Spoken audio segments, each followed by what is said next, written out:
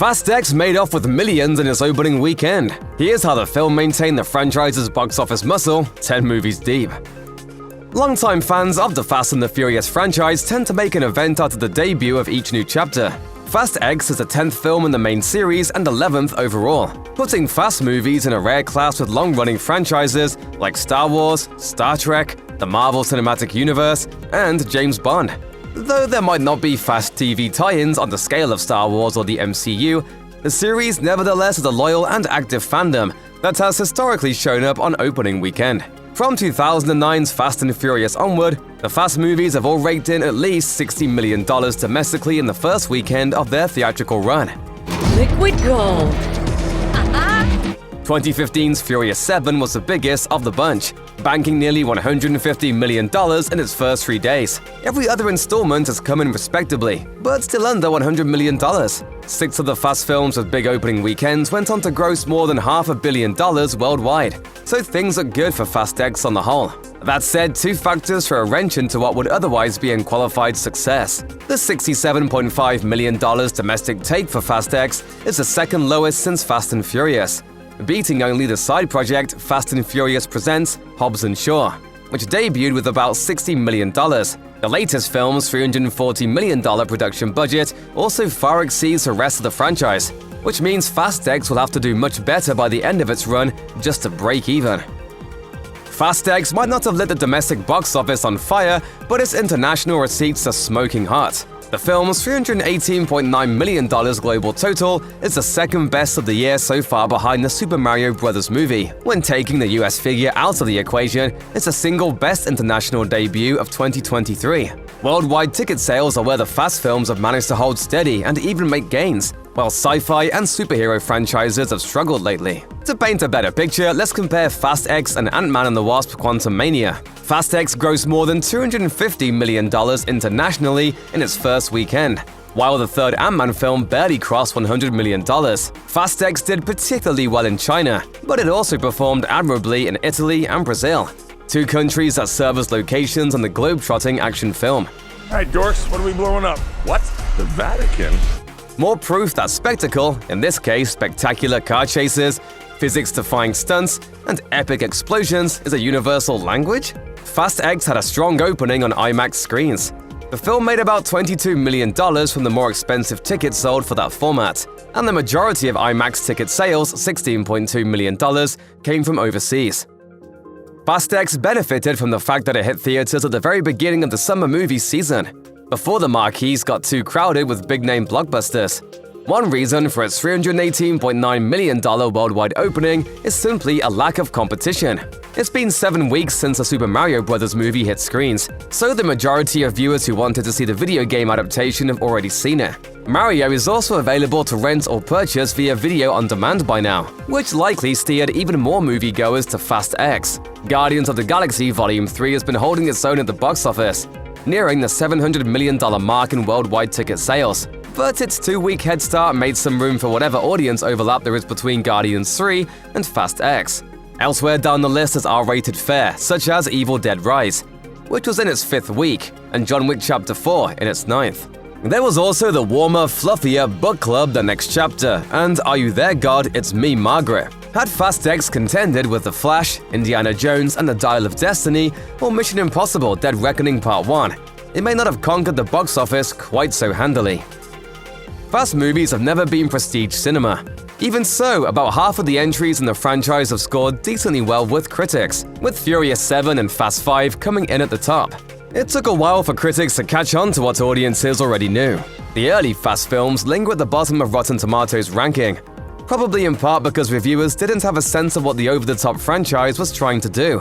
Many of the positive comments pertaining to the later films praised them for self-awareness and sheer fun. Unfortunately for Fast X, though, the critical community is divided. Even those who had good things to say about the film are mostly muted in their praise, while those who disliked it haven't held back with their complaints. Critics have compared it to sustaining a head injury, referring to the script as something that an 8-year-old could have written. Others simply call it loud and dumb. But that hasn't deterred fans who took to Rotten Tomatoes and social media sites where they have the film's back.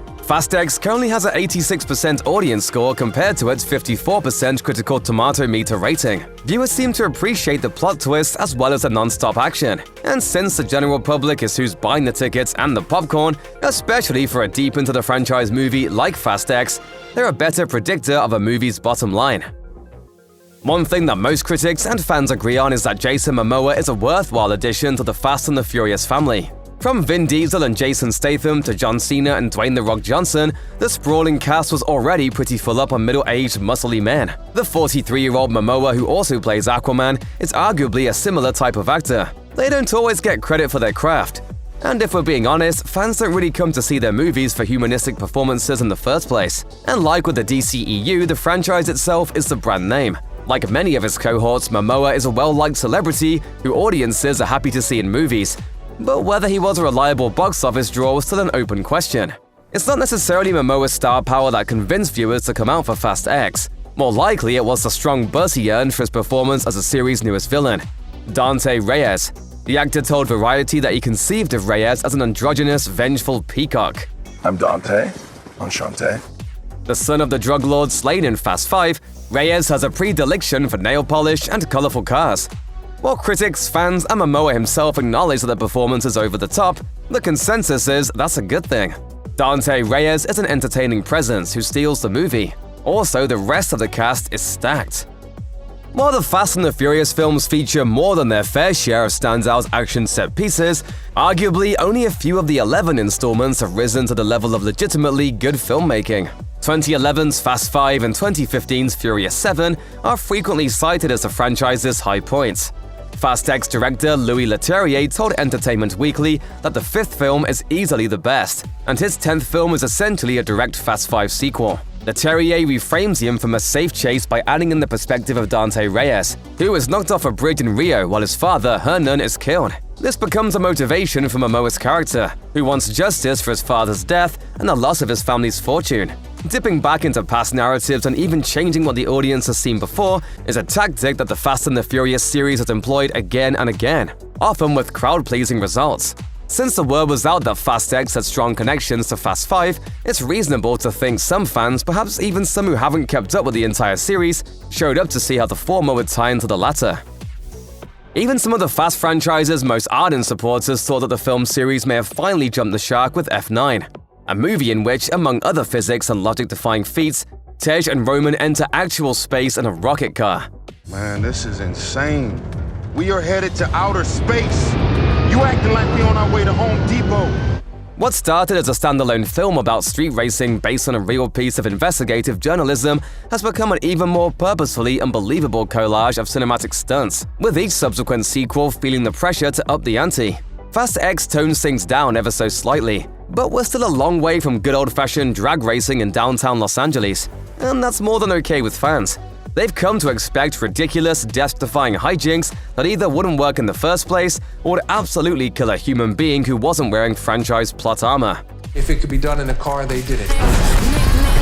If it violates the laws of God and gravity, they did it twice. Yes, Fast X has more kinetic energy than comprehensible plot. And yes, there's some egregious superheroification of the characters as well as obvious fan service. But is anyone going to a Fast and the Furious sequel this deep into the franchise hoping for subtlety? We think not. Even those who can't help but point out how nonsensical the movie is also can't stop themselves from enjoying it. If there's one thing people know about the Fast and the Furious, including people who have never seen a single film in the series, it's that even more than they are about cars, these movies are about family. I don't have friends. I got family. For an in-joke to work itself into the culture so thoroughly that practically everyone gets it, the Fast franchise must be doing something right.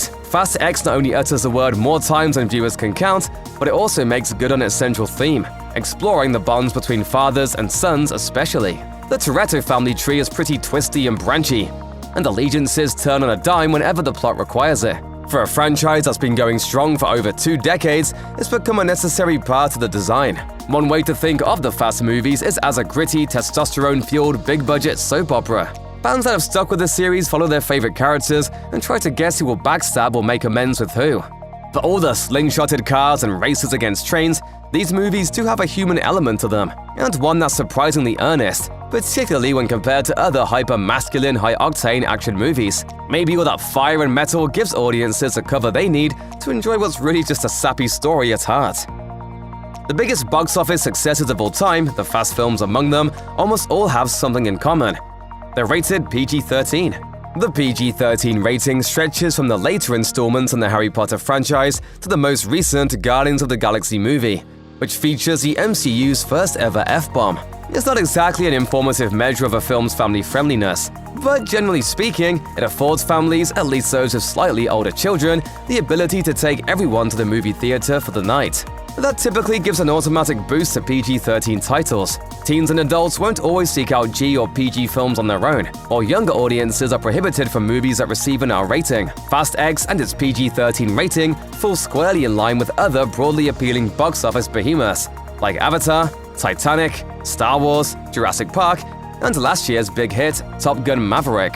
In a cultural atmosphere where identity politics can quickly derail a film's mass appeal, Fast X manages to remain uncontroversial. That helped its performance at home, where, admittedly, the franchise has been stalling out a bit. And it's certainly helped abroad, where big-budget films have to play ball with some countries' conservative censors.